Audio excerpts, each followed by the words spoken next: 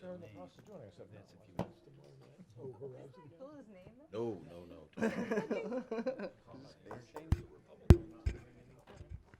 All right, I'd like to call this meeting to order. 1 minute late, jeez. Tonight we have the invocation by Pastor Israel Valdez Jr. of the United Latin American Pentecostal Church of Bonita Springs. Thank you for coming here tonight. Thank you, Mayor. Greetings to all in the name of Jesus. The Bible says in 1 Timothy 2:2 to pray for kings and for all that are in authority, that we may lead a quiet and peaceful life in all godliness and honesty. Let us pray to the Lord. Dear Lord Jesus, we come to you in prayer, Father. We thank you for all your mercy, your grace. Father, we pray tonight for all our city leaders tonight, Father, for our mayor, Father, for this beautiful city of Bonita Springs, for all our community, for families, neighbors. Lord, we pray for your blessings upon them, Lord.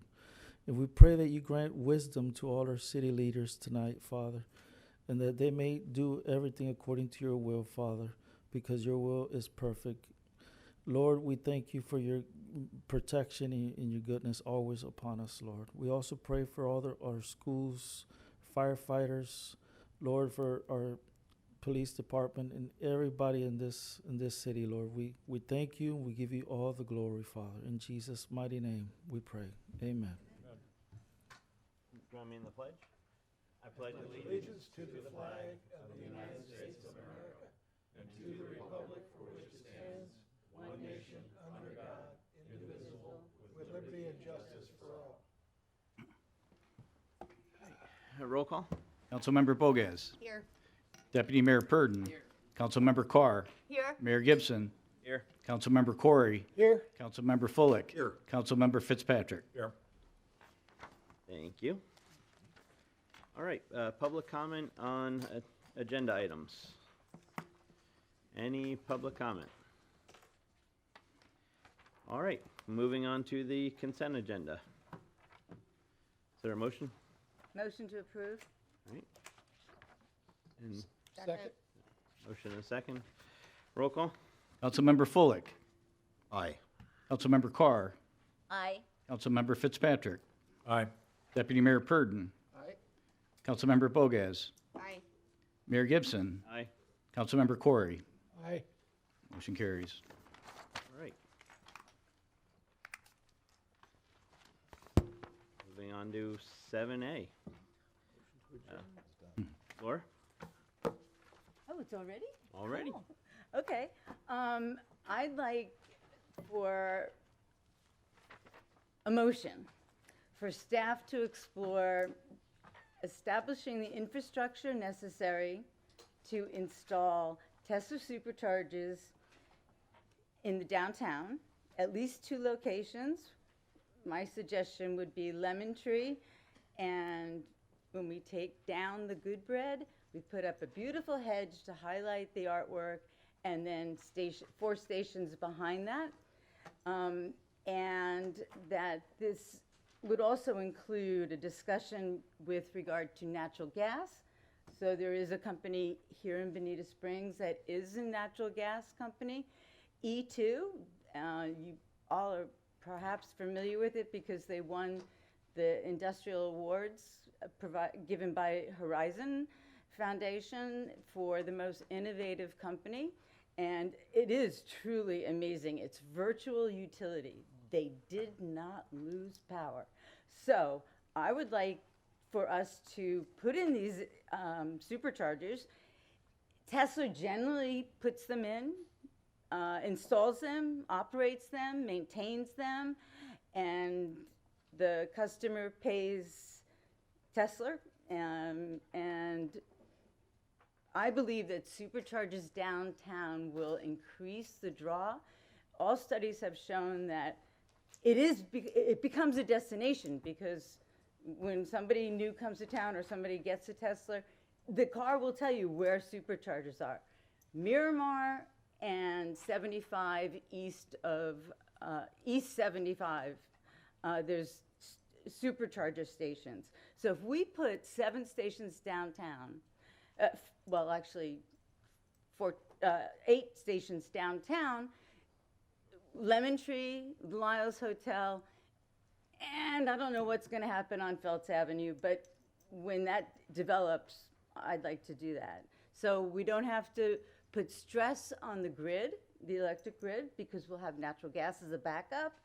And it is going to be the way of the future.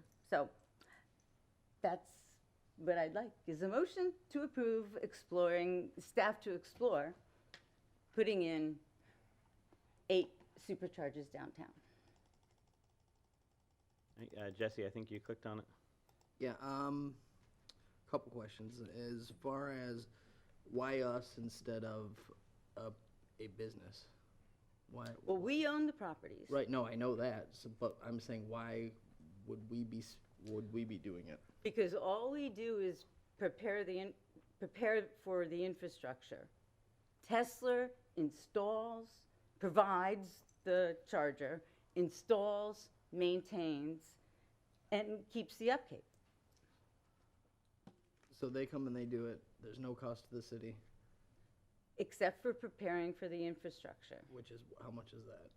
We don't know. That's what staff, I don't know, Jesse. Okay, and then as far as the locations, like, so Phelps Avenue, I don't know necessarily that would be advantageous considering we're gonna be probably doing a parking garage. Well, that's over why I there. said, I don't Right. know what's happening in Phelps Avenue, so Right. that would be in the future. And the Lemon Tree lot is right in the middle, I mean, that's like one of the only parcels left that we have in the very downtown, that's ours.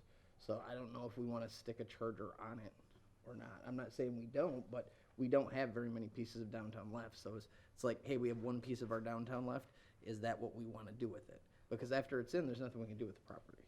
Studies have shown that when there is a supercharger for Tesla, which also charges other EV, electric vehicles, that it increases business, it increases folks spending money, and it also increases sustainability of power.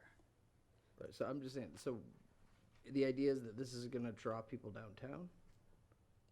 It'll just increase the people who, I mean, downtown is a destination now, but it will drive even further because Teslas, more people are going to be driving them. Instead of taking away your parents' keys, you're going to be giving them keys to a Tesla because you know they can get home safely.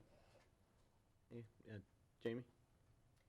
You talked about the good bread, but we haven't even figured out or discussed what we wanted to do with that area, so, I mean, I think we need Well, we to- have discussed tearing it down. Correct, but we haven't discussed anything farther, so I don't. Well, think yes, should we have, take because we had, Easy come in, There's a but lot of there's a iterations, lot that But we none of them were still, Tesla charger stations. yeah. no, but none of them made sense to actually increase business. This will increase business by bringing people who are driving Teslas, which aren't inexpensive, to the downtown area, and then they'll walk across the street or up to Wonder Gardens, Chartreuse, rooftop, who knows? Or just go sit, look at the banyan tree and the forthcoming splash pad. Instead of putting in more cottages. That's where we're kind of at. Fountains and cottages. I say utilize the space, put in extra parking with the superchargers. I don't, Mayor? I think we need to, Chris? I read the article in, I think it was Gulf Shore News, that may have led up to this request. I will say that Gulf Shore News is not correct. There are charging stations in Bonita Springs. They're at the Bank of America location by the Home Depot. I'm talking about superchargers. Those are superchargers. And, you know, I'm not arguing whether or not we need more, but I think there's a basic policy that effort at the Bank of America was led by the Technology Committee of the city and the good work of John Pelodian in specifically in terms of getting that charging station at the Bank of America put in. So I think, Which Bank of America, Chris? by Home Depot. By Home Depot. So, you know, But that's not our downtown. I'm trying to do this for downtown business. I think you're asking a lot of staff to take on this. I think the first question that we need to ask is there a public interest case for hosting a privately owned fast charging station on city-owned downtown land without undermining the prior work that was carried out to attract a private sector investment near I-75.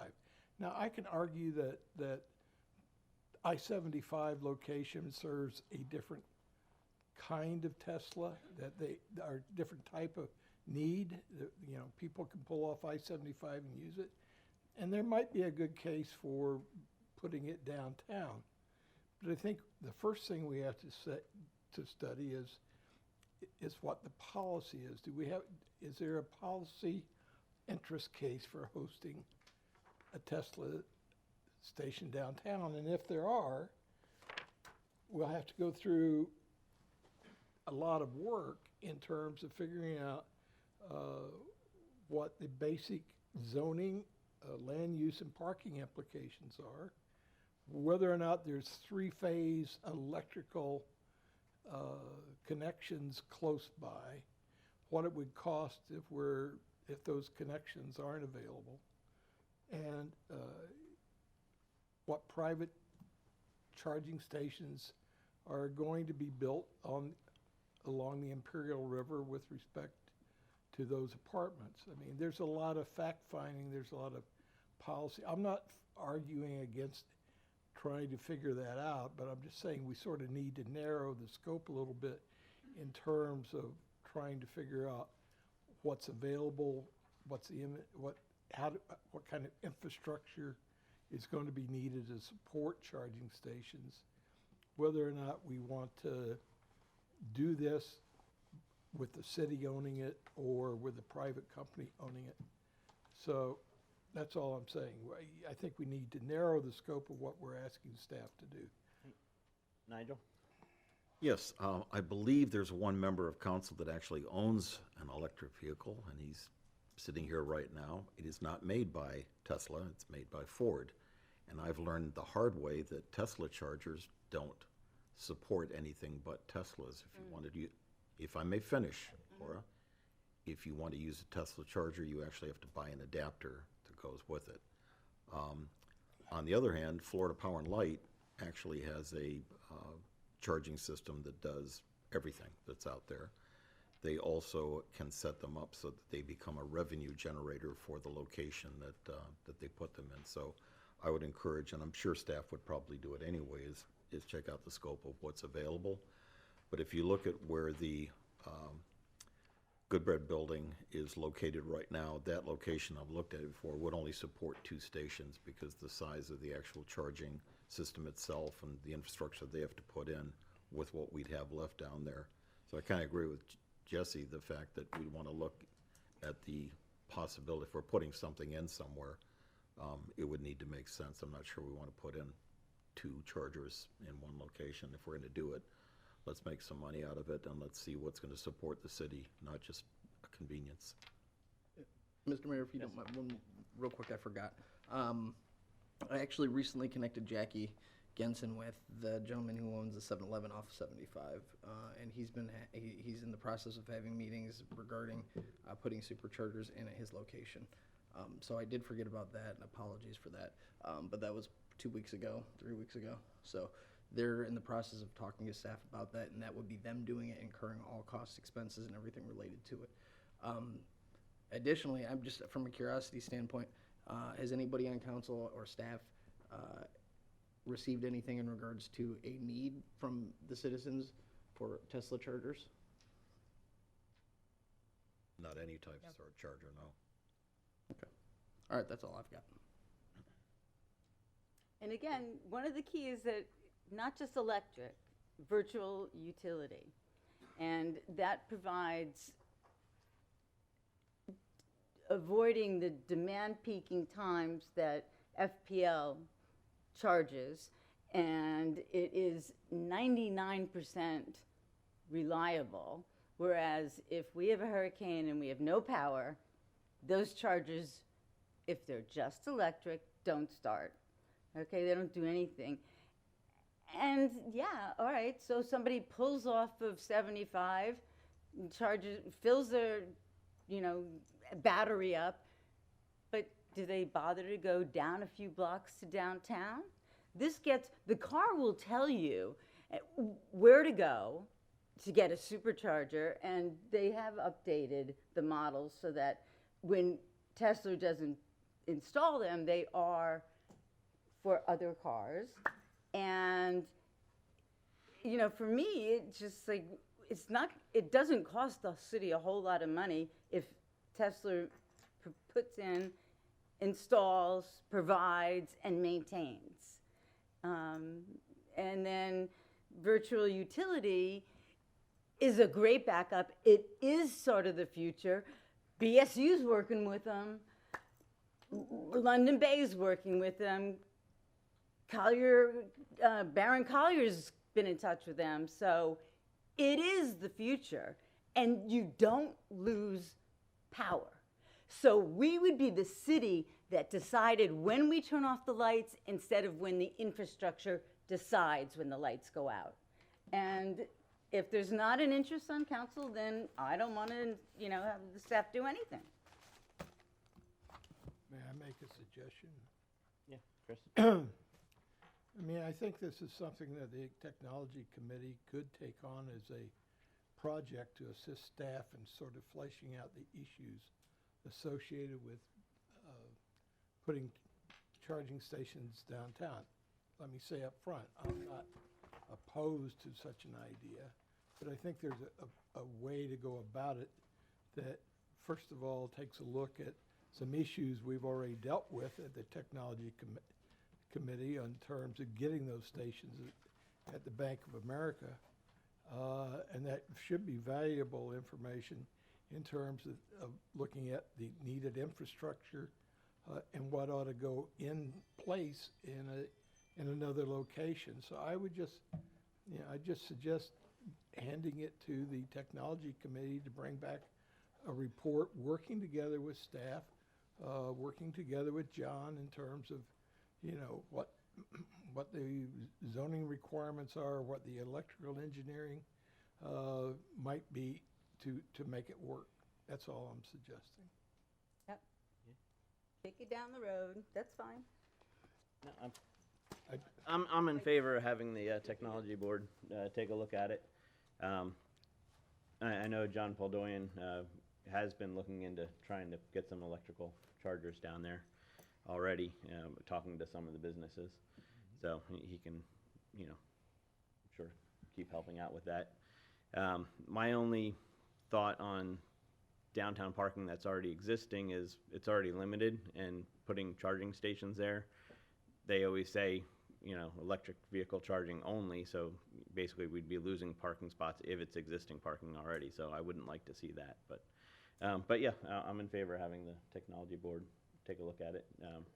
Do we need a vote or just consensus on that, or Arlene? Just amendment. Consensus, fine? I think consensus is fine, Yeah.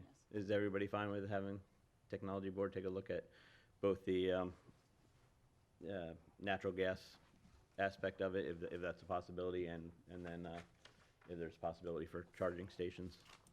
It's dual, the electric is still there. Yeah, one or the other, yeah. Well, I prefer a motion so that actually something actually gets done instead of going to an advisory committee. I think there needs to be a lot more research and looking into this before we make a motion and say we're going to The take. motion is for staff to explore it. The motion But- Chris made was not that. I know that. I agree with what Chris said. So are you, make a second? I'll second I Chris's think motion. our advisory boards, yeah, that's I what mean, they're Arlene, there for. I didn't know that the advisory boards were not doing good work, at least the ones that we've kept. Arlene, you said we just need a consensus, correct? We don't need a vote? I think we had general agreement, but if there's a wish for a vote that either it's the the choice of council, which you Okay. prefer. So a motion to No, have it go to. consensus is fine. Okay, so we'll have have the technology, put it on the next agenda. Okay. All right, thank you. 7B, Councilman Fulk. Nigel. So basically, this is just a draft agreement, which you have a copy of, where the city is going to partner, no, not really partner, the owner of Sugar Shack, the landowner, is going to give us a location at the front entrance, which is the northeast corner of Sugar Shack, on the sidewalk, to place a guitar sculpture that Dale Rogers was the sculptor, and we've seen the big one is in front of the school. This is just a small one that's 7 feet 9 inches. And Northwest, so on the corner of Old 41 or on the back? northeast corner, So northeast would be, facing, I'm sorry, you're absolutely right, Mr. Mayor. That's why you're the mayor and I'm just a councilman. It's the northwest corner, so right on the sidewalk there, yeah. 41. It's on their Drive property. the other side of the road, so that's probably. Good point, yes. He said I drive on the wrong side of the road. Thank you, Councilman Corey. So there's nothing, the city is placing the monument there for it to sit on, and they're providing us the location. If in the event that something would happen to Sugar Shack, or they, whatever, went away, then the piece comes back to the city and becomes part of the city's. I will second.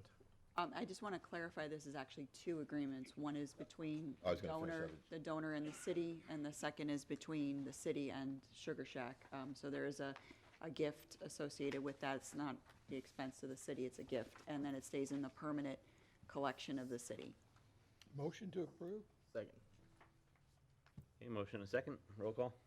Councilmember Fitzpatrick. Aye. Councilmember Corey. Aye. Deputy Mayor Purdon. Councilmember Carr. Aye. Mayor Gibson. Aye. Councilmember Fullick. Aye. Councilmember Bogas. Aye. Motion carries.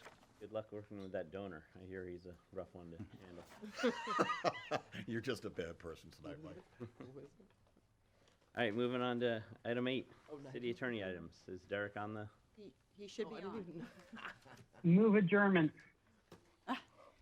Not quite yet, Second. sir. Ah. I have no item. No items? All right, thank you. Thank you, Mayor and Council. At this time, we have a brief update on Neighborhood Services Department's rental permit program. We just want to keep you advised of the process so that you're aware moving forward of any inquiries you receive. Good evening, Mayor and Council. For the record, Tony Backus, Director of Neighbourhood Services and Emergency Management. Yeah.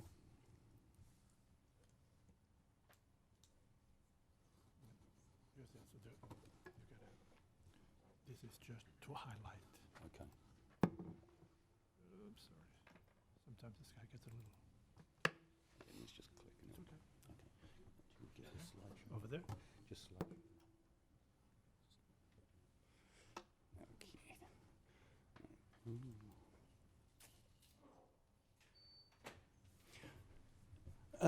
Yeah, this evening I'm just going to give a presentation. Quite often I stand up and provide a whole bunch of stats, and this is just to give you some insight into the rental permit program, as well as some of the operational improvements that we've both implemented and are currently still working on related to this, as well as emergency management. So the overview of the rental program, it's been in effect for over 20 years now. It started in 2005. It was initially started basically for the health and safety and welfare of not just the people who are residing in the rental program, in the properties, but also neighborhood and overall the city. And the main thing is to ensure that minimum standards are being upheld. So when it was actually introduced as a 1-year permit, and it was be $100 for the yearly permit. And this is obviously far precedes me.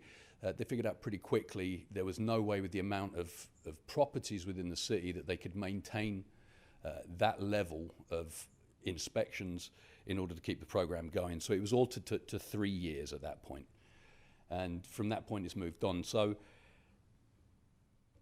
our program is different than most others. If you look at there's different areas, different municipalities that will have short-term rental programs, and ours is not. Ours is not regulated on length of rental. So it's not short-term, it's not long-term, it's just that this property is being rented, and we will do an inspection. There are exemptions. There's for more than 6 apartments, state regulated, and a lot of the Airbnbs are regulated by DBPR, which is state regulated again.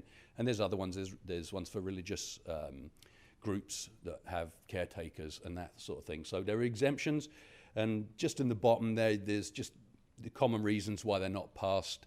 We have seen a big increase in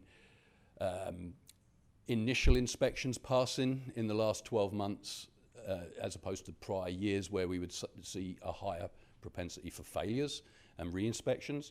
So things have improved with that, but you're looking at the number one thing we probably see the initial inspections fail for is smoke detectors, which is obviously a life safety issue, and it's usually pretty quick to do a re-inspection on that.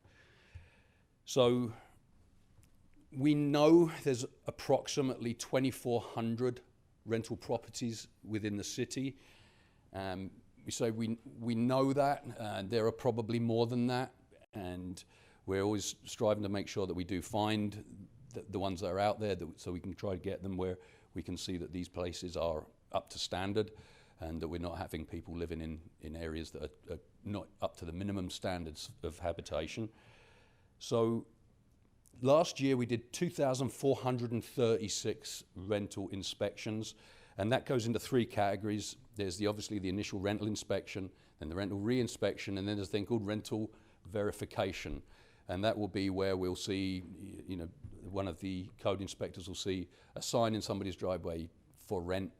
It's not part of our system, so establish that it is a rental property.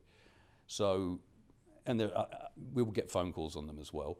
So currently it's a 3-year permit, and it's $100, and there's a re-inspection fee of $50 for when they do that. And just to try and show you over the years how this has developed, I took it back to 2018, and we're just under 400. And if you do the maths, if we got 2,400 within the city, that's going to be 800 a year on a 3-yearly cycle. So we've struggled to maintain the level required, and that's for a variety of different factors. You can see 2020, I put in there COVID. We didn't go in anyone's house for 18 months. So that just creates a further backlog. So we had to look at how do we make this better?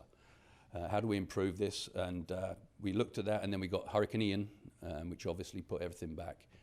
Started to pick up again in 2023, and then we got Helene and Milton come. So we've now got a rental inspector who has extensive background in construction, who works with us, and he is excellent. And you can see, our rental permits now 836, which is more than double the best we've ever done. So it is clearly getting up there. So how are we making it better? How are we making it more efficient? We're just finishing building out with the software company. It's the same company that we used post-Ian, who've been working with us on floodplain issues. And we do anticipate this should be pushed out summer, August probably, possibly September. So currently it's a paper application, and you phone to schedule your inspection, and then mail or drop off check or cash. So as somebody that when I started in law enforcement and policing, I had to carry a load of quarters in my pocket to use a phone to call in, everything has to change at some point. And that's what we're moving on here. So how this is going to change, there's going to be online scheduling. And so you can pick the graphic at the bottom in the middle, and this is just examples of how it's going to look. It's basically like, and it's not often people use the DMV as an example, but I had to do that with my son for a driving test. You look at a calendar, you click what's open, and it will tell you what's open. You pick your time, and you've got the 1 hour slot that you'll pick the time. The benefit of this as well is we'll have online payment. They'll be able to pay with credit card, debit card, and they will also be able to upload all the necessary documentation at the time they're selecting for the inspection. So from the convenience of their home, they'll be able to do absolutely everything, not have to drive to the old library or City Hall to drop stuff off, like checks and cash and that stuff. So we're trying to make it a little bit more efficient, and for not just the resident, but also for us as well. So the rental inspector, this is going to automatically populate. Every morning they'll see what their schedule is, they'll be able to go out and do the inspections. They'll be able to use it, it says phone or tablet, it'll be a tablet. They'll be using a tablet to automatically stick stuff in. Rather than right now, it's handwritten. On the right-hand side, you can see current inspection form. It's a carbon copy, 3 copies. One is given to the property owner or the manager, whoever is there at the time of the inspection. As you use the tablet, it's automatically using AI to populate ordnance. So if there's a violation in there or something's not up to code, that will come up. That will then be provided via email to the person following it. Where this saves a huge amount of time is administratively. The summary also is put into there as well. So whatever it's failed, it will give a summary. That saves administratively for the rental inspector, for Kyle, when he's out there. This is done prior to, and the way it's working right now, he'll take that handwritten one, hand it off, goes back, scans it in, then does his notes. So the value of this is all of that admin stuff that takes time, and it does take time, is expedited. That will create more time for more inspections, and we'll be able to cut down. Right now, we've got it set at an hour because we have to allow for some of this time for admin. It'll be able to maybe cut it down. Some of the inspections do go 45 minutes, some are 20 minutes if it's a really good inspection. So be able to cut it to say 45 minutes. It allows you to do more inspections, and as with the numbers I just showed prior to that, it's obviously going to be beneficial. One moment, Tony. You had a question, Nigel? Well, I was going to let you finish, Tony, if you would, please. You might answer my question, which would be a good thing. Hopefully. So in terms of efficiency, obviously the ability for residents to conduct everything one stop is far better for them, and it's also far better for the city. So in terms of the administrative stuff, just on scheduling, and this is an approximation, it's an estimate, and this would be a conservative estimate. It would just take, outside of our rental inspector, the administrative stuff, 2 to 3 hours a day would be taken away from having to do just the scheduling component. Because people phone, when can I get in? And then you're accessing the computer. It's kind of laborious. And just to free up the administrative stuff, because the rental program is not code enforcement. This is a completely separate program that the city runs. So it frees up the administrative staff to actually answer calls on code enforcement. And obviously it's far more efficient. It does decrease, as I already spoke, the administrative burden, excuse me, and frees up more time for inspections. So, Councilman Fulke, if you wanted me to ask on rentals a question, because I'm going to... Pins and needles, aren't you, mate? Well, yeah, I'm wondering what's coming. So my question is, $100 is the permit cost for a total of 3 years? Correct. Will that be one of the things that we look at in the new, as we look at all the costs of permitting? That is something we have been discussing internally, because we're going to evaluate the efficiencies that this program affords us, and then the cost of that fee has not changed at all, and it's been for 3 years. We're also anticipating, the reason why I wanted to display this publicly is there's going to be more outreach now that we have these efficiencies. So folks that have been in the system, our staff is coming to do these inspections. We're going to be following up. And you all hear feedback on those sometimes. So that's why we wanted to make sure you're fully aware of the process and the updates we're making. So yes, that is something we've been looking at as far as all fees. But we're going to evaluate the efficiencies with the permit as well. Because actually, in 2005, it was $100 a year. And then when it was extended to 3 years, the fee was not changed. So it's up $33.33 a year. So it went to 3 years. So it works out about $2.77 a month is the cost of the permit fee over the period. And it's not, I'm looking at what the cost is. I mean, I don't think anybody on our staff's making $20 an hour anymore. So the cost of sending an inspector out there, the work that they do, then the back office that has to be done, no matter how much AI you use, is $100 a reasonable fee. That's where I'm going. Something I'd want to see looked at. Okay. And I also think that might be something you want to evaluate and how it relates to repetitive inspections, because maybe if someone's a good steward of the program, that fee might be acceptable, but if there's repetitive inspections, that could be different. Jim? For clarification purposes, is this a funded software acquisition? Oh, it's already in the budget, yes. It's already in the budget, okay.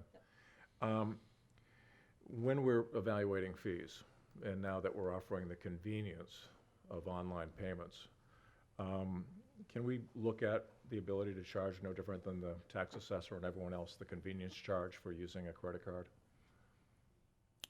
That's a pass-through fee already, I believe. That's, I would ask Lisa to clarify, but there's actually within our budget built in, especially with I just want to community make sure development, that I think- if we're going to start taking these, that we can collect that 3.5% or 4% comparable to the county.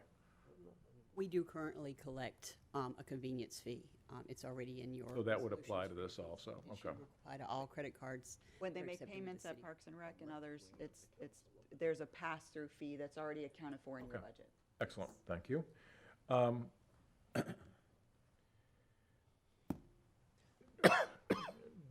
Have we contemplated the proverbial, because the time is valuable, that penalty or charge for a no-show or missed appointment?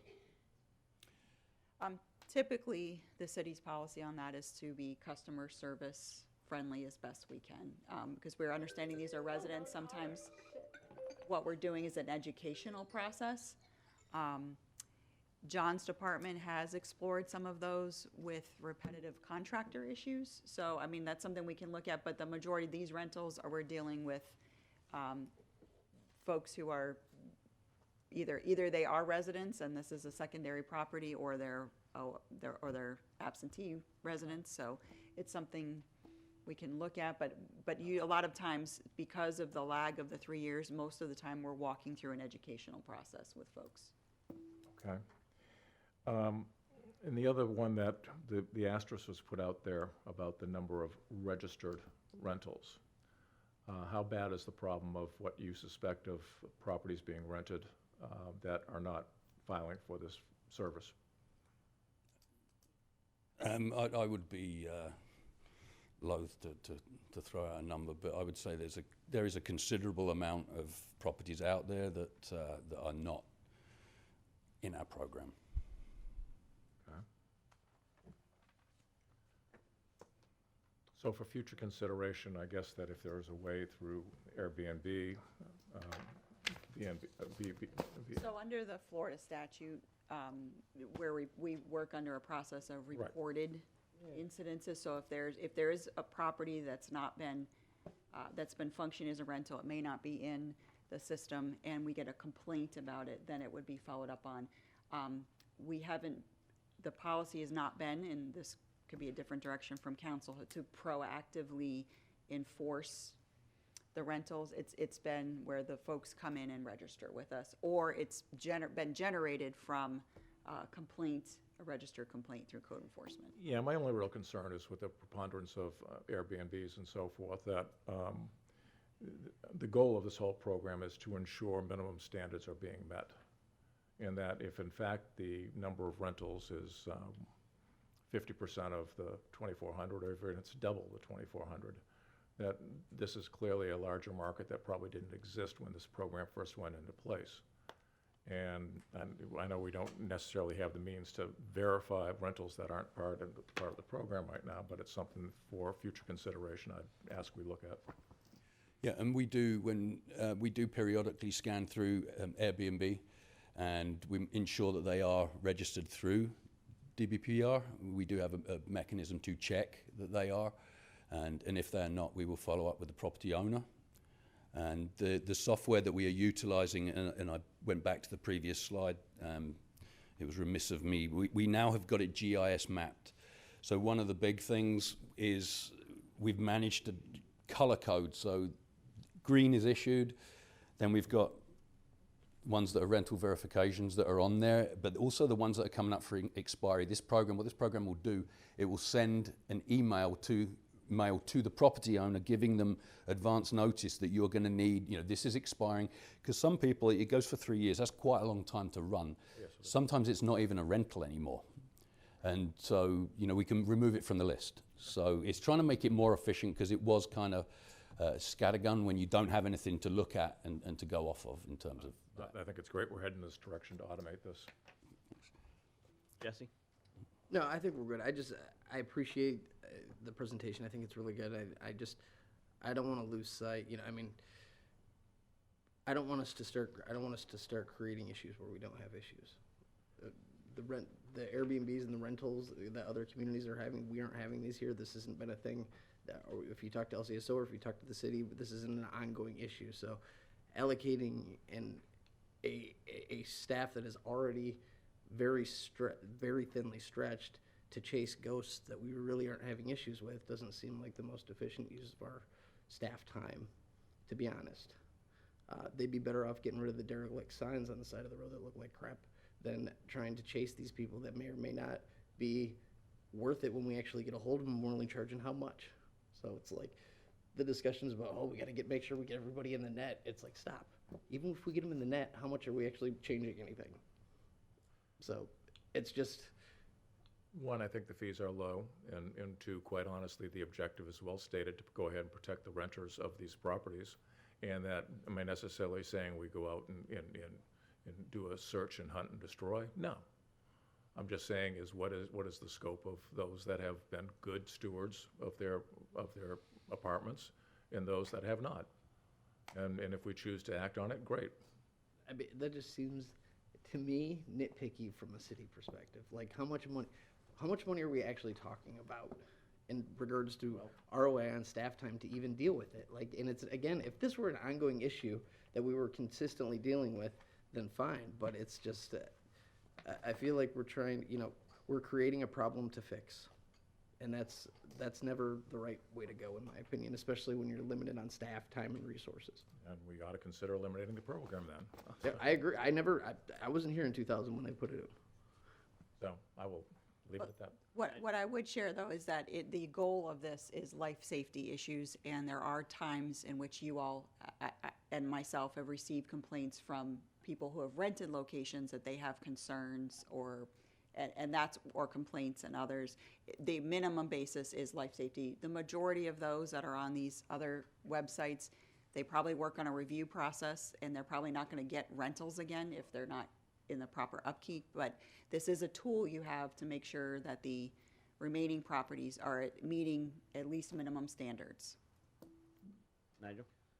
If you all remember, I think most of us were here back in 07, 08, 09. One of the biggest problems with the number of foreclosures that we had in Southwest Florida and South Florida in general were the number of homes that were listed as primary residences but were in fact second homes and, more importantly, investment properties, which were all into foreclosure.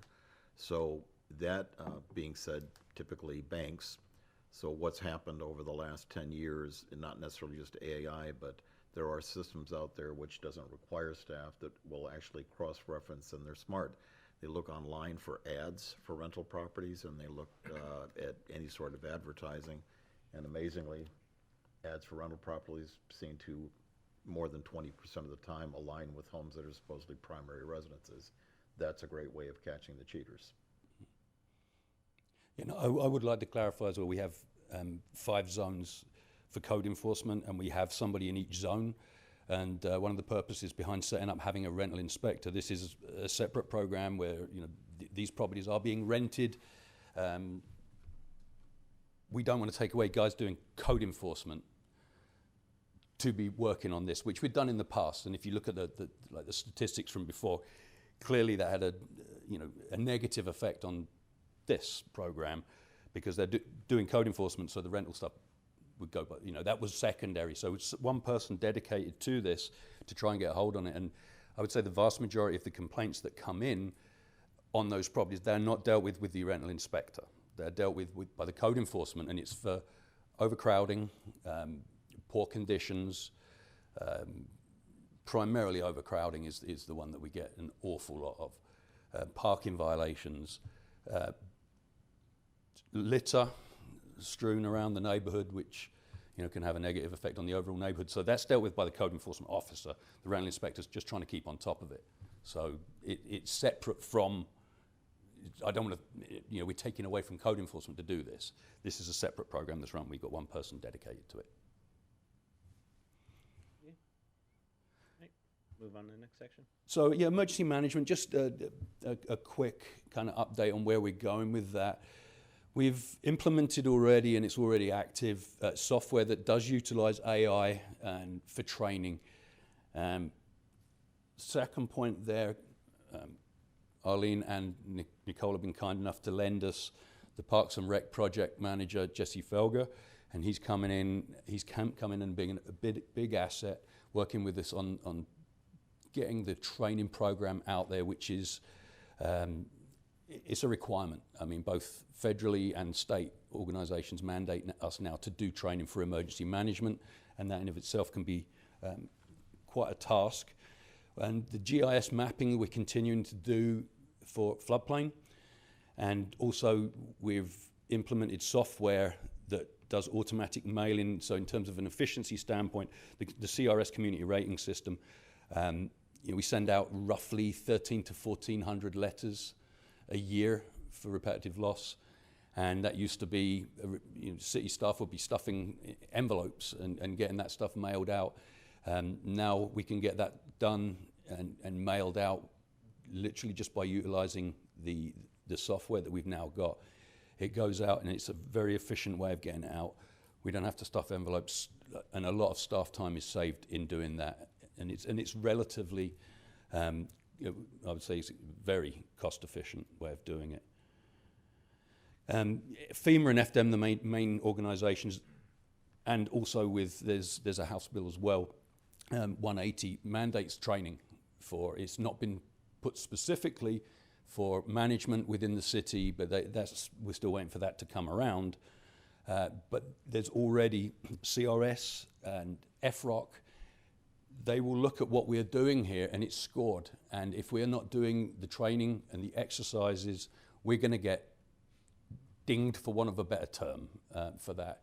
At the next presentation, the next morning meeting, I've got the FROC score of where we're at right now, and we've really increased considerably. And we scored, I think, almost perfect in terms of staff experience and training. So that's an important thing, and we need to make it better. So the software that we've got, presentations are generated quickly and efficiently.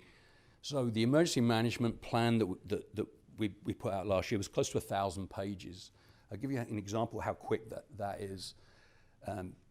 That document can be scanned by AI, and within 5 to 6 minutes, it can come up with multiple training programs. That would take, probably realistically, to do a training program for that, weeks to do.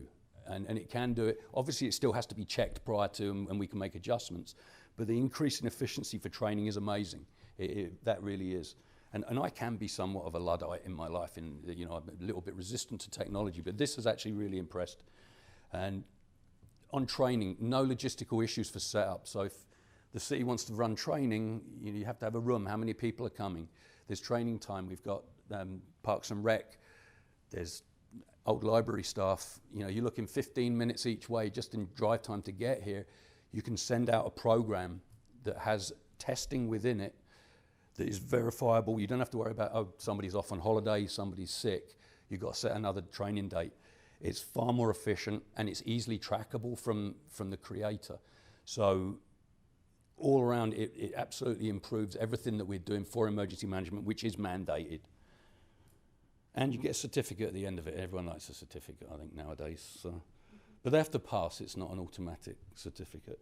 And so here you've got, this one would be the FROC Daily Activity Report, is what it was on. Pretty dry sort of training to do. Gets sent out. It's got tests. And if you can see on the middle graphic at the top there, it's trackable. So it went out to 16 people, so many of they've all actually completed now. So, but we can track that, and it's just an email. You need to get it done, and you need to get it done by this date. Then we have something that we can actually provide to, whether it's the state or the feds, and say, yeah, we have done training, and it's not a scanned in handwritten attendance sheet, and we provide a PowerPoint with it. It's something far more professional and very efficient. And there's a little certificate at the bottom right, which, again, these things score points for the city. More importantly than us scoring points, it's a big exercise in increasing knowledge and professionalism. And that's it. Very good. Excellent, Tony, thank you. Thank you. Thank you very much. Questions? No questions. I'm done. Very good. And as Thank you, Tony Tony. said, next meeting, he'll have an update and walk us through our FROC score for the future. Next, we have a presentation on the planning and zoning fee schedule that we were asked to bring back from the fall with a comparison of close location of other municipal and county fees around us. Yes.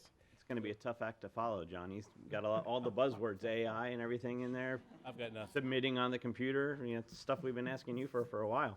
I spent like 45 seconds putting this together back there. It's going to be fine. Back of the napkin. Good evening. So I'm just introducing this tonight. Good news for you is Mrs. Ginson will be presenting. If you remember, back in the fall, we had said planning and zoning fees are coming back to you for discussion. Planning and zoning fees are treated differently than building permit fees. Building permit fees are generally tended to provide for or can provide for a self-funded department, and you essentially take those fees and fund those that are enforcing the Florida Building Code. Planning and zoning fees are a little bit different in the fact that they generally do not cover, and I have really not seen too many jurisdictions that have looked to cover costs entirely with those fees. They do offset time and staff time and effort, but they're not 100% like for like. We have a changing wind in Tallahassee, so I'm not exactly sure how important these are going to be as far as we go forward, but something to consider is how these applications are reflected in the amount of time it takes to process and to bring to completion. So with that, I'll bring Mrs. Ginson up here and say AI, so I have said it for you, Mr. Mayor, and we can move on. You forgot automatic submittal or online submittal. Yes. And payment. Online submittals. Good evening, Mayor and Council. Jacqueline Ginson for the record. All right, let's go here. Okay, so the purpose intent John already kind of covered is to offset some of the costs associated with reviewing a variety of applications for the Planning and Zoning and Development Services Division. The applications that we're typically dealing with are our comprehensive planning application, our zoning applications, some zoning administrative applications, environmental petitions, floodplain, right-of-way vacations. So a huge laundry list of applications that involves a lot of our non-building department related functions. These applications, our staff and local agency partners, we review them for compliance with local ordinances, land development code regulations, and other regional, state, or federal policies as applicable. And again, it covers a whole litany of applications, some that require public hearings, some that are purely administrative in nature, or some that are just over-the-counter type applications.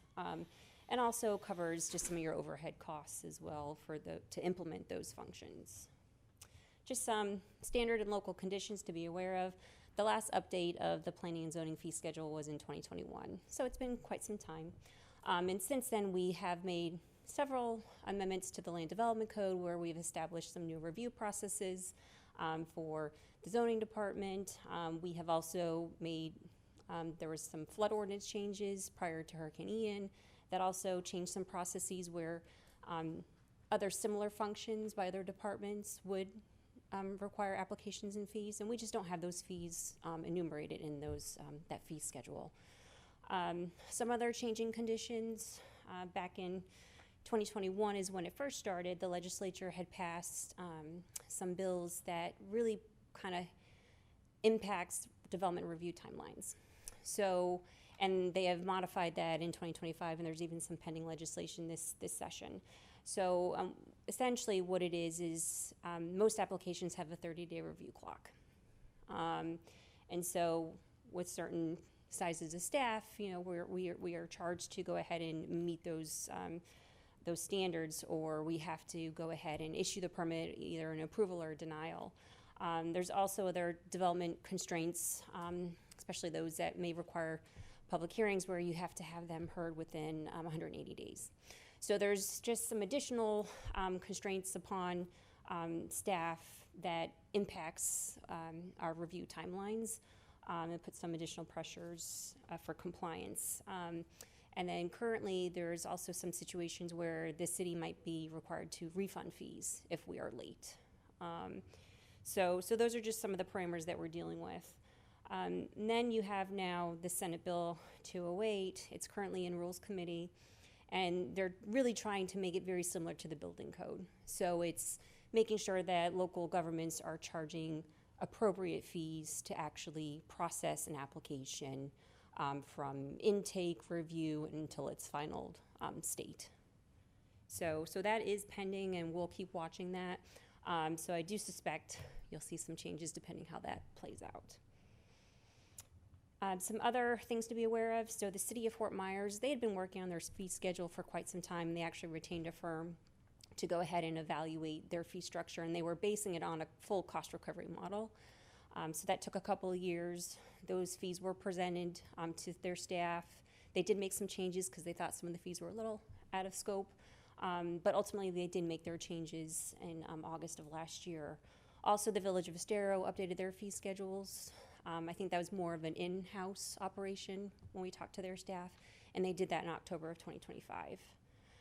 What I did in your packet is I did provide you just copies of current fee schedules, and I did at the last minute today, and I apologize for not including it in the packet, give you a copy of our current fee schedule. So I hope you do have that in front of you.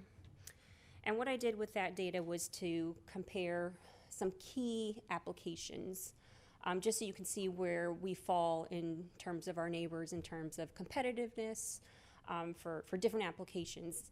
And it's really hard to say this is a apples to apples comparison, because it's not.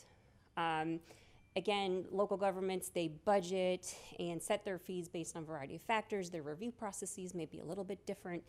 They might charge for one fee up front. They might charge for the application in one section. Maybe public hearings are additional. So it's kind of different, but what I tried to do is list the jurisdictions that I had in the green sheet, put our fee on the top, and then let you see how we rank, if you will, along each application. So the first one is a comprehensive plan text amendment. So that's where we fall in terms of that application review fee. The second one is what we call a map amendment. And the third one is a small scale amendment, which by Florida statute is a change to the future land use map impacting less than 50 acres. So you can see there's just a different, you can see how we kind of pair up with the other jurisdictions on what we charge. Some people have flat fees, some people have flat fees plus acreage fees. So it's just different across the board depending what jurisdiction you fall in. The next one is just a variety of public hearing zoning applications that might come in. So the first column again is our jurisdiction. The second one is a plan development rezone. So you can see based on that, there's just, again, all these little nuances in these different applications. So for us, the reason why we have two different fees is because we make determinations on a minor plan development versus a major plan development. So those fees are a little bit different. Cape Coral has a whole different method on how they do theirs, and along with the other jurisdictions below. Again, some of them have a flat fee, some of them have a flat fee plus an acreage fee. And some of them also charge additional fees if it's in the review process for a long time. Then we have our conventional rezonings. So that's, again, a pretty standard review, not as detailed as your plan development rezones where you're dealing with negotiations and conditions of approval. So those fees tend to be a little bit lower. And then we have our special exception fees. In other jurisdictions, they call those conditional uses. So you'll see those are a little bit different. And again, some jurisdictions have standalone fees just for a special exception, and any part of their jurisdiction. Some of them have different fees if they're part of a planned development. So again, a lot of different nuances in comparing these fees. And again, some jurisdictions have an additional review fee if it's in the review queue for quite some time. Then we have our variances. These are public hearing variances, not administrative. We'll cover that in another slide. So we have a variety of different variance types, as do some other jurisdictions, so that's why you see a range there, from a residential variance to a commercial variance to a cell tower variance. So the range is pretty broad, just depending on what's being asked. And the same thing follows for the City of Naples, Estero, and Lee County, and Collier. And again, additional review fees if it's in the review queue for a while. Then these are your administrative zoning applications. So certain zoning amendments that would be reviewed by staff. So those kind of vary. Again, if it's a small plan development versus a larger plan development. Your variances and deviations, they could be, again, a wide gamut. There's a variety of variance types and technical deviations that each jurisdiction may evaluate, and they set a fee based on those, from street setback variances to dock variances to sign variances. So it just depends on the application type. Another popular service is a zoning verification letter. So those, here in the city, we have two different types of letters depending on the level of effort. So you'll see those distinguishing factors. I couldn't find Cape Coral's, so I apologize. Naples has a standard flat fee. Laura, you had a question? Oh, yeah. Is there something out of whack with the Estero and PD amendments? Well, they just went through their fee schedule update last year. So That is, it's not a typo, it's $10,000. They're as high as Collier in like half, in the last two slides, they've been way up there too. yeah, and I did attach their fee schedules. So, so I just went through and compared and took those in. I did not confirm with their staff or share this presentation with their staff, but based on the fee schedules, this is what I found. Thank you. Sure. Okay. So the zoning verification letters, again, just vary by jurisdiction. Some have one fee, some have two. Well, mostly us, we have the two. And then also with the zoning verification, you do a complimentary pre-app as well. Like, so if someone wants a complimentary sit-down, there's no charge for that. Correct. With any petition request, whether it's someone opening up a new business, someone doing a building permit application for a residential home, we'll meet with them. So, and we don't have a charge, and because some jurisdictions actually, and Collier's one of them, where they actually charge you a pre-application fee, but it is credited towards your application once you file. But we have elected to go ahead and remain to have them be a free service. Nigel? Yeah. Jackie, I'm not sure if it was you or John, but a previous presentation like this, did one of you say that one or two of the other municipalities, entities, were actually currently undergoing a review because they haven't changed their fees in a number of years? I know, I'm other looking than at Fort Johnny's. Myers. I know Fort Myers just did theirs, and Estero did theirs. I think, I know with floodplain, it looks like Collier's thinking about looking at their floodplain fees, and Cape Coral's also considering doing their fees. Cape Coral also just adopted their mobility fee, or the policies to set that up. So, Do we know when the last time Naples reviewed theirs? 'Cause I've heard people down there complain all the time about the fees, so I was surprised that some of theirs are less than ours. I could look into that for you. Good, thank you. Yes. Okay, so temporary uses, again, for us, we have a wide range from temporary uses without tents to sign permits, all the way up to large tents that we work with the fire district on. So we have those, and then Estero has a 300, and Collier has that range there. And again, I had difficulty finding some other ones there for review.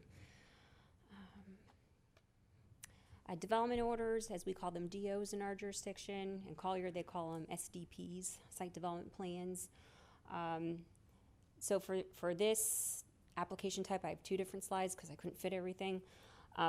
So for us, we have a very low fee for our downtown because we wanted to go ahead and incentivize redevelopment. So we have a low application fee for downtown. Otherwise, everywhere else in the city, it's the flat fee plus an acreage fee. And then we do resubmittal fees after a certain number of resubmittals. We'll charge that. And then again, each jurisdiction's a little different, whether or not they charge a flat or if they do a flat plus an acreage. And then Fort Myers does it different, where their additional fees are based on the type of use too. So whether it's, depending if it's residential or non-residential. And then we have our amendments set there. Amendments are pretty large, so what that means is when we have a change that comes in and it requires 5 reviewers, it's an amendment. If an amendment comes in, it's 3 reviewers, it's a minor change. So that's why it's a little different. And then we have what we call our limited review development orders. So it's a very small scale development request that we review. And that's very similar to Lee County's code as well. And just our amendment fees for those. And some jurisdictions didn't have fees, so I'm not sure how they handle those. And then we have the other 3 jurisdictions. So you have Estero that just recently updated theirs. It is a higher flat fee, but they don't have an acreage fee. And then Lee County has kind of kept theirs, I think, very low for quite some time. And then you see Collier has a very different methodology for assessing their developments. And it all ties back to the use. So it's, if it's dwelling units, if it's a multifamily structure, it's per structure, and then for your non-residential, it's based on the area of the structure. And then they have their amendment fees, and then the different minor change fees and other limited review fees. So adjustments for discussion. We as staff for quite some time, we have identified some, again, application processes that we have in place based on code changes where no fees are established. We think some of those fees or some of those processes should have no fees, but we think some of them should have fees that are maybe more commensurate with other similar applications on our schedule.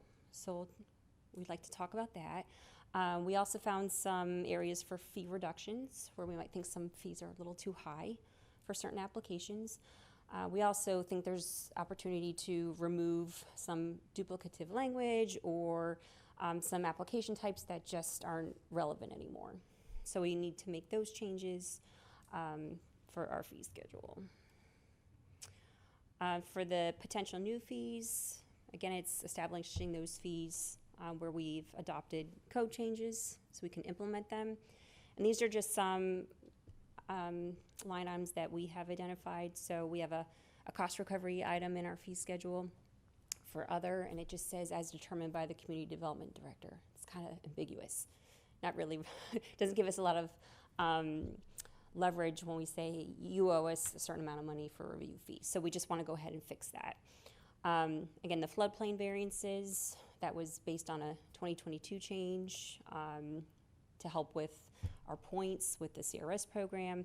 So we have floodplain variances that actually go to public hearing, and then there's appeals process, which then requires hearings before the hearing examiner. So right now there's no fee in our schedule to process those applications. So right now the city's not collecting any funds for those processes. Then we have a lot of administrative review processes that would benefit from some fees. Post-disaster build-back relief, we wouldn't recommend charging a fee, just because of, similar to a hurricane fee waiver. But again, that's council's pleasure. Moratorium relief, that's something that we adopted maybe 10 years ago, have it in an application, but there's no fee.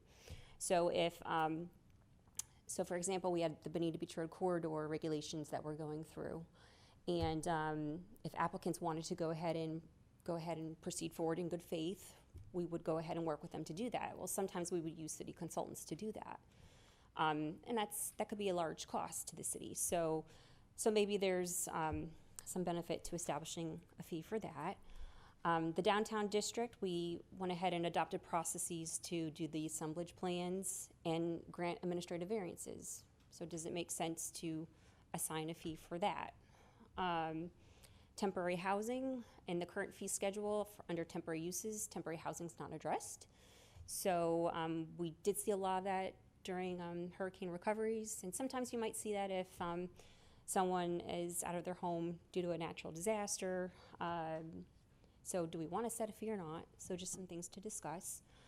With the Live a Local Act and bonus density, So we have our first Live Local Act petition that was processed and approved. But as part of that, they're required to go ahead and submit annual reporting, so we make sure that they're operating consistent with the statute. That requires staff time. Bonus density, if someone implements bonus density and they actually provide the affordable housing in their development, there's monitoring requirements in the land development code, and we have to review that data. So the city has those review requirements that they have to do. Does it make sense to adopt a fee to go ahead and cover the cost of that process? When we did the sea turtle updates a few years ago, we went ahead and adopted a beach and dune permit. So should there be a fee for that? And then again, with the floodplain management reviews as part of the 2022 ordinance changes, should we go ahead and set fees for those? So those are some things that we as staff had identified where we need some direction, and we would like to discuss that with you further. Potential fee reductions for floodplain, there's a minor application review that right now we assess $200 for. We think that's not necessarily appropriate. We think that fee can be reduced. And then we have some other of our smaller site development permits that are very small in nature. We want to go ahead and modify their inspection fees because the level of effort is not needed as much based on the current fee that we have. So we'd like to reduce those. So those are some things that we've seen that we think are appropriate to reduce. So based on the summary and what we've presented, we think our fee schedule is mostly competitive. It's not structured to cover full costs. And we would like to discuss with council further your thoughts on fees for existing applications that have been previously approved. We think if we use the existing fee structure, that would be appropriate. We also like to talk to you about the fee reductions that we're looking at, and then the changes we want to see just based on outdated data. And then sit down and work with everyone about future fee adjustments if they're needed based on what happens in the legislature with Senate Bill 208. And with that, if you have any questions, John and I are here to assist. Jim?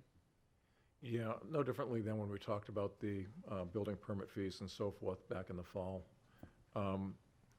There was a general sense as to the amount of resources used and the gap in terms of what was collected.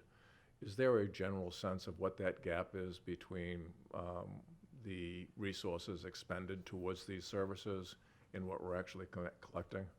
So I would have to coordinate with finance just to make sure, because there's a certain amount that is. If you don't have it today, that's I fine. do not have it today, No, so I can work with finance. Yeah, so and I get think that that's fine. information You can get it, because my biggest understanding, we knew before we were covering less than 80% of our costs, if I recall, in terms of the building permit fees and inspections and stuff like that.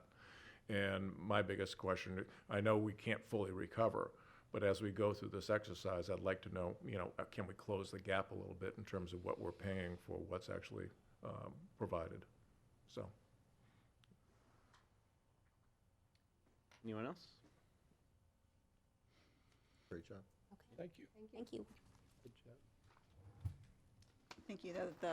The last presentation we have is for the public is the proposed budget calendar for the fiscal year, so we can make those dates finalized, and if we could get a motion at the end of to verify that those will be our budget hearing dates. Good evening. As I outlined in the green sheet, Florida statute requires that we hold 2 public hearings as we move through our budget adoption process for our next fiscal year, which will be 2026, 2027. And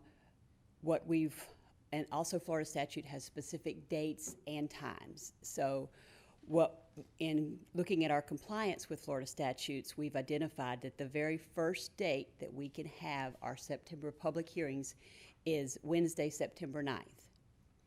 So that's near the bottom of the calendar, and what we have to do by Florida statute is we start with those September dates, populate those, and then we kind of work backwards to where we can kick off our budget hearings. So we're looking for direction from council tonight to be able to move our September 2nd hearing, which will be historically, we have the first and third Wednesday.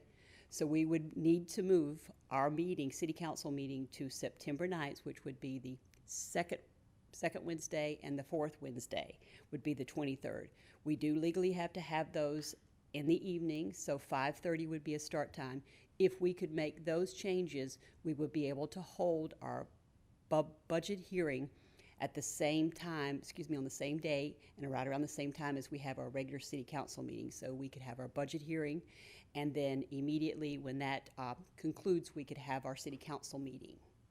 So we're hoping that that's something that council, and we want to give the public as much notice as possible. So if you all could give us some indication about those dates, we could then make sure that everyone, all of our calendars everywhere are updated and everyone will know. And we even have, I think we push out meeting notices as well. So we would be able to make sure everybody We could. also need to notify the other jurisdictions of our selected date as well, so.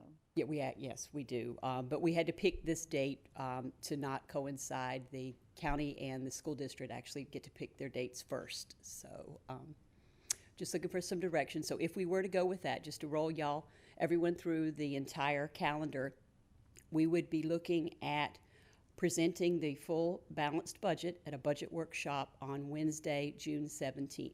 That is a regular city council meeting date. What we typically do when we do a full budget presentation to you all is we ask for the meeting to be moved to an evening meeting so that we can start at 4 o'clock on our budget workshop, and that'll be your first look at our full balanced budget. And then after that at 5:30, we'll have our city council meeting. Again, consolidating those meetings so if making better use of everyone's time and public who'd love to come as well. We want to make sure that that's efficient for them. So then on Wednesday, July 15th, that would be our preliminary millage rate vote and our stormwater utility fee vote. Per Florida statutes, we will have 3 millage rate votes. This will be the first, proposed to be the first of 3. The second and third would be in our September hearings, again, as outlined by Florida statutes. But in all the meetings between July 15th, you see them listed there, and the September hearing, we will be bringing you updates, which we do at each meeting. As you all will recall, when we move through our budget process, we're constantly receiving updated economic data from the state, revenue projections. We get our first number from the property appraiser June 1st. That will be in your June 17th, but then we also get an updated number in July 1st. And again, we get our data from the state for our sales tax collection and all sorts of other economic data, and we bring that to you each week, every 2 meetings a month to update you on that. So we were just hoping to get your feedback on this proposed calendar, and then we could facilitate it. Yeah, the dates look good to me. Nigel? you have- So simply, all you need is a motion We would of like a approval. motion so that I'll we- make a motion that we approve Second. as amended. Motion and a second. Roll call. Or does Councilmember- anybody have a problem with any of the dates? Before we, everybody's good? Okay, roll call. Councilmember Bogues, Aye. Councilmember Fullick, Aye. Mayor Gibson, Aye. Councilmember Fitzpatrick, Aye. Councilmember Corey, Aye. Deputy Mayor Purdon, Councilmember Carr. Aye. Motion carries. Thank you. Thank you. Just have a couple brief announcements. One is Tuesday, February 10th, we are set to have our meetings in Tallahassee with our lobbyist is setting up those appointments. We'll get an agenda for that. The plan is to head to Tallahassee on Monday and have our meetings and return on Tuesday. We also have very good news that we received today that the President of the United States has signed the budget yesterday, which includes a funding package for Rosemary Drive stormwater drainage and pedestrian safety project in the amount of $2 million. And so we'd like to graciously thank Congressman Byron Donald's office. We received this from their legislative director, Mr. Donnelly, today. Do we have somebody on council that might have helped with that? I'm very appreciative to Congressman Donald. Thanks, Jesse. Thank you. And Matt has 2 public workshops to announce. Yeah, so just a reminder, we talked about it last meeting, the mobility workshop is coming up on the 12th here at City Hall at 5:30 for the first meeting of the citywide mobility study. And then on the 26th at 5:30 here at City Hall will be the Paradise Road conceptual workshop for the improvements there. So What's that date again? February 26th, 5:30. And then I'd be remiss, I believe it's the 19th, at the rec center will be the pool workshop as well. So, mobility on the 12th of February. February. Oh, it's in- Paradise Road, the 26th of February. And then, On the 19th of February, I did the two public works ones and then Nicole's, but on the 19th, in between those two, at the rec center, not here at City Hall, at the rec center would be the pool workshop. And I believe it starts at 5. thank you. You're welcome. All right. Yeah. Mayor and council member reports. Jamie? I don't have anything. Jesse? Nor do I. Laura? Well, I attended the Metropolitan Planning Organization Advisory Council meeting. It was really interesting. Of course, the number one concern is safety. 5 people a day die every day on highways in Florida, so they're really working on that. One is that it's no longer going to be referred to as accidents, it's going to be referred to as crashes. And they're going to start safety education earlier, so like comic books for kindergarten, and hopefully that with the micro-mobility of the young, they'll transfer the safety skills when they start driving. And then what was interesting is that, where's Alex Grant when you know, for him to celebrate? There is going to be a study on the feasibility of a passenger rail trail from Miami to Naples, Naples to Orlando or Tampa, and then Tampa to Orlando. So who knows? But what's very interesting is that the state of Florida has decided that it's going to be number 1 in the nation to test flying cars. So flying taxis. They're working currently on a highway in the sky plan. I mean, like literally, which way to go and stop signs and lights and so forth. But they're going to have a test run by 2027. Amazing. Of course, like as John pointed out, there was a lot of discussion on the changing winds in Tallahassee, so we don't really know. But one thing they did change was that to do a PD&E study, you have to be able to start construction within 8 years, or there's no viability for funding. So they want a path to reality. And so 8 years or it's done and it won't be re-examined. They are going to do a feasibility study on Old 41 from Naples 41 to Bonita Beach Road, to expand it to 2 lanes, to 4 lanes, with a light at Mediterra, a light at Cordova, and Sterling Oaks has asked for a light also, but that wasn't, that's still they're being discussed. So it's kind of exciting, and that they seem to think there's going to be money. And the priority for where they put their money is going to be on the need and the strategy, and again, the funding is going to be there in 8 years. So it was very interesting. That's all. Thank you. Chris? Yeah. TPL, Trust for Public Lands, advised last week that they think they have reached a tentative agreement with the railroads, Seminole Gulf Railroad, as well as CSX, for the acquisition of the railroad corridor.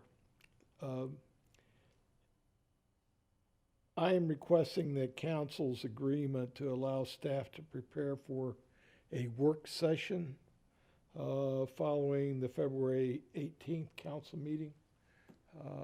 Matt, Arlene, myself, Derek, and a blast from the past, Peter O'Flynn, met Monday to discuss this whole thing. And what we believe is the best approach is to have a informational work session where basically I catch you up to speed on everything that's taken place over the last 2 years and what needs to be done going forward. This is not going to be any sort of a sales pitch in terms of the project.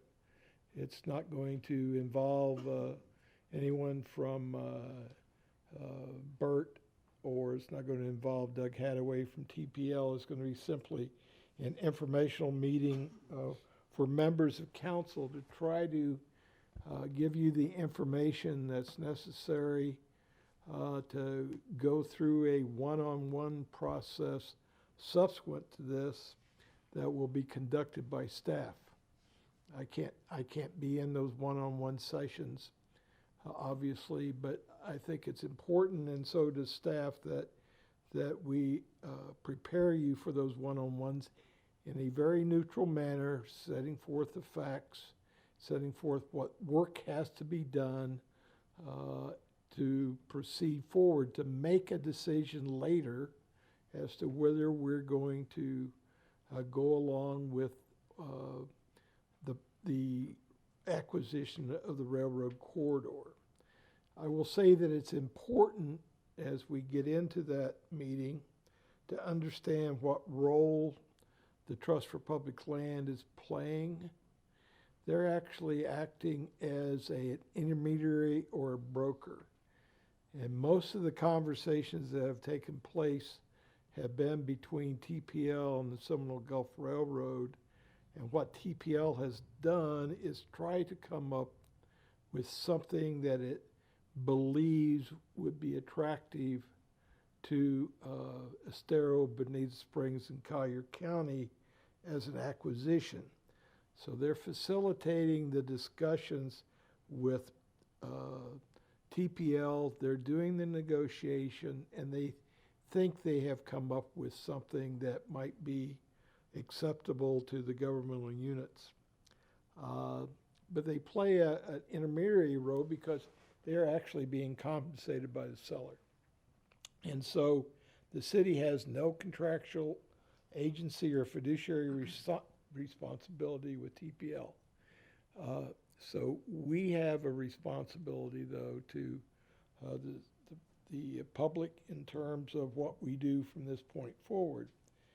The responsibility for due diligence, valuation, and the protection of the public interest rests exclusively with us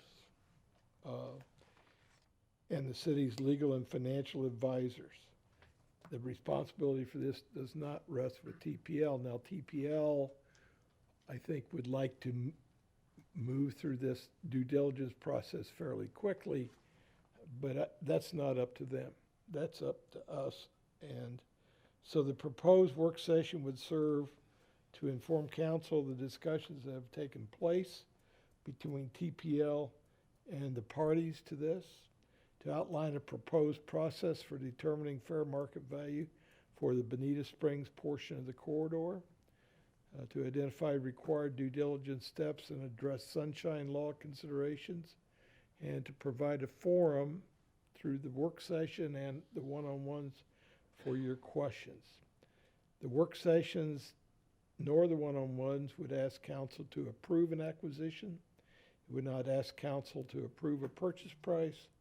It would not ask council to approve a transaction structure, and it would not involve any vote related to the rail corridor at this time.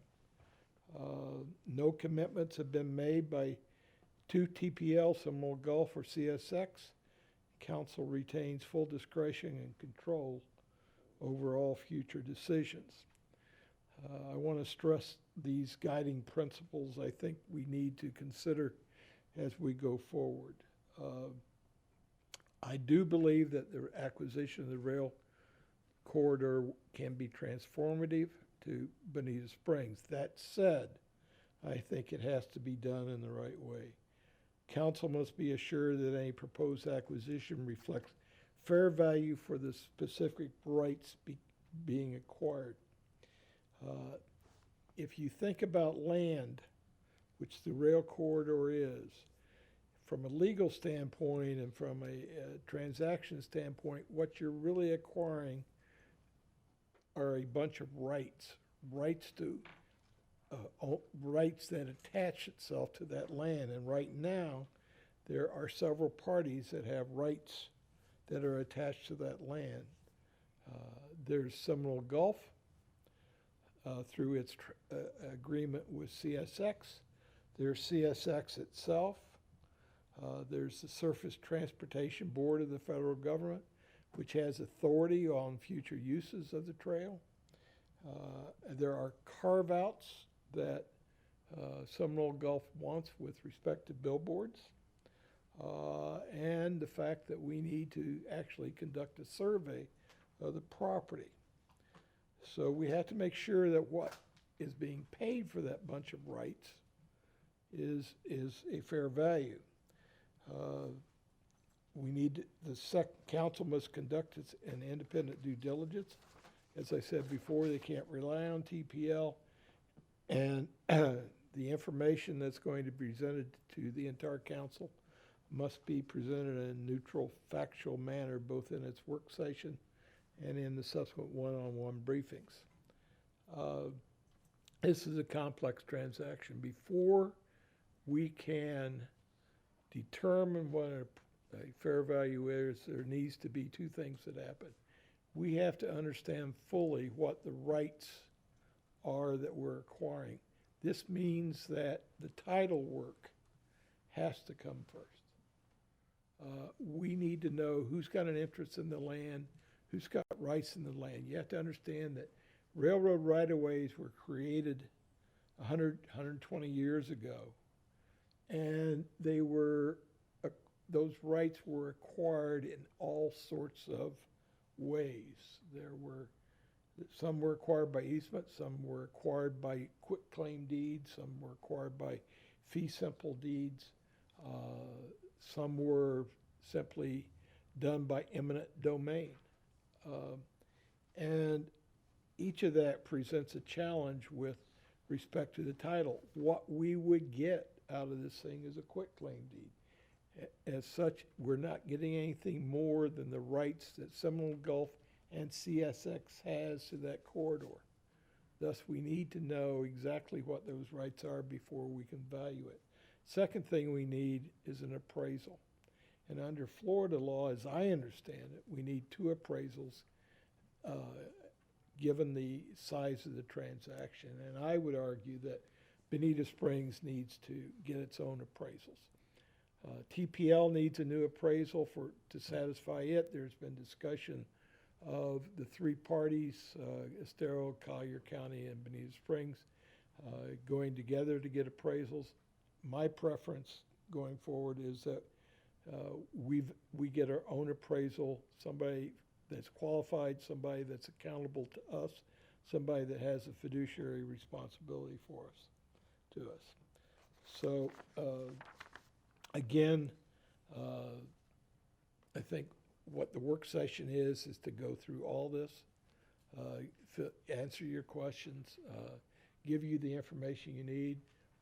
Arlene and staff will start to prepare the one-on-one sessions. Those should begin, in the next several weeks. The time frame for all this to be decided is throughout the spring and summer, with a final decision due at this point no later than September 30th. There's a tremendous amount of work to do. The appraisal is going to take time. The survey work itself is going to take time. But that's all things that we can cover in the work session. So again, I think after the February 18th meeting, if we can all agree to have a work session to go over this, I would appreciate it. Anything that you may read in the media at this point, I don't know what can get out, but TPL has asked that the details of what they're working out with Seminole Gulf and CSX remain confidential, and I'm going to honor it. I would also say that if for whatever reason you see any dollar figures associated with this transaction from any source, don't pay attention to it, because we haven't done the title work, nor have we done the appraisal to figure out what's the fair value for Bonita Springs. But I'll be going into that. I'm assuming that in 2 more weeks, it'll be likely that TPL will actually have something in writing that they're going to be willing to share. If not, it really won't bother us, because we have no confidential responsibility to TPL. For the public, we just wanted, because it's been some time, a working session, I want to be clear, is not a public workshop. It's an opportunity for council to have a dialogue amongst themselves. It's not presentations. It is publicly noticed, and you will meet in this room that the public is accessible, but we will only be taking minutes of that. It's an opportunity for dialogue amongst each other. And it's been some time since we've had budget ones previously, and specific topics that broke out different council members to look at auditors in the past and working sessions. But working session is meant for a conversation amongst you all. So just to be clear, Chris, we'd be talking about meeting here right after the meeting's over, Right. our council meeting? Yeah, makes sense. We would set up the table as we do in the roundtable session. And the date again? The next meeting. 18th? 18th. The morning meeting followed by a work session. It's a morning meeting.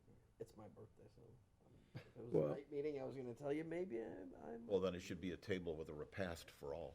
You bringing cake? I'm on a cake diet, unfortunately. On a cake diet? Yeah, I was gonna say. J- I oh, wasn't yeah. on a cake diet. Okay, everybody- we'll eat it, Jesse, in your honor.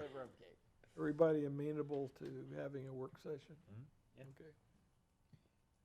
Nigel? Thank you, Mayor. Are you going to talk about the event on Saturday? Yeah. Good, then I'm not going to say anything. The Art in Public Places program, years ago, and my whole goal, when we started with the master plan, Arlene will remember, is that we have more private-public partnerships where individuals from the city can engage, and we have so many locations around the city that, and you look at places like Sarasota, if you go up and look at, people say, oh, the artwork they have up there, over half of it is donated by private companies and private individuals, and I know some people love to have their names put on donation pieces, et cetera. So I know the donor of this recent piece very well, and despite what people think about him personally, one of the opportunities there was to encourage people to ask businesses or individuals to donate art to the city. So I would encourage people to do that. Secondly, Pennsylvania Avenue, I commented to Matt, I'm really thrilled, and I've had half a dozen phone calls from people all excited about the fact that the engineering surveys and work has begun on our Pennsylvania Avenue project, which, for the record, we have already obtained the money for, so this is not some economic burden that we'll be placing. So it's going to be safer, better, and more stormwater resistant, and it started, so hopefully all the public knows about that soon. That's all I've got, Mr. Mayor. Jim? First of all, I want to thank you, Chris, for pulling this together. I think the approach that you're giving us to have a real meaningful dialogue is great.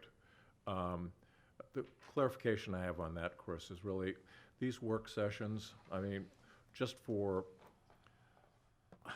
understanding scope and shaping this with the residents, will the work sessions define not the actual cost, but the key cost components that we would be responsible for in the build-out of the trail? we can figure that out based upon how other trails in Florida have been built, what percentage of the cost has been funded by the state, and you know, what the average cost per mile is. But basically, yeah, we can do that. Yeah, because quite honestly, once we get it, it's all of a sudden, oh, great, we have it. And how quickly can we execute, and what's it going to cost us to go ahead and build it? And the key concerns are like some of the trestles that are there that are going, bridges that are going across that probably are not compliant with a trail. And then all the street crossings and so forth that we as a city have to go ahead and confront in terms of cost components. So those are the type of things, at least they are there. We don't know what it's going to cost, but they are key pieces that we need to consider as we move forward. And then lastly, there is a large level of email I've received regarding the support and vote for the Rails to Trails that's come out in the last couple of weeks. And I think out of this whole thing, again, if TPL or somebody can provide guidance, is assume that a deal is reached. What realistically is the delivery point? Is this like the widening of I-75 that's going to take 15 years, 20 years, or is this going to be something that's delivered in 5 to 7 years? I just want to make sure that when we do this, that we're clearly communicating expectations in what's required to get there. But I commend you. Thank you for all the hard work. That's all I've got. Anything for your regular report? Nope. All right. Well, as Nigel alluded to, the Wonder Gardens had their 90th birthday party on Saturday and a family fun day on Sunday. I missed the family fun day, but the Saturday event was Trying to unfreeze. was very successful despite the weather and the little bit of rain that we got. Full attendance. Yeah, it was sold out. Some of the pipers were there. It was a great event. They raised a decent amount of money, and the park looks great inside, all lit up. And I know they're working on hopefully someday adding those lights permanently in there. But yeah, great event. And they raised some money, and hopefully they keep moving along with their projects. And then on Sunday, also despite the weather, the ukulele World Ukulele Day had a pretty good turnout, despite being freezing. There was about 50 players in attendance that played along with the group that was up on stage, and a little over 100 overall that were there for that part and then stayed for the concert afterwards. So hopefully next year they have a little better weather and more people come out for it, but it was still a good turnout. I'd like to make a movement for better weather. Yeah. I think somebody left one of the doors open and the AC just, kind of froze everything out there.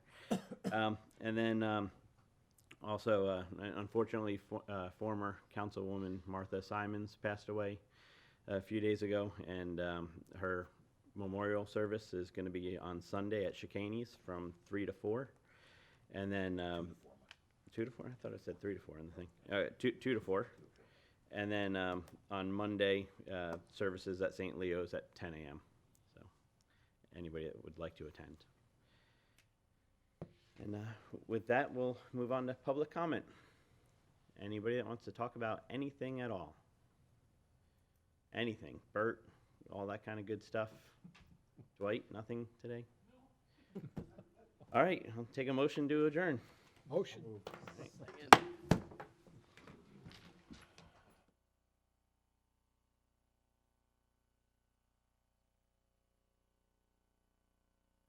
Bye-bye.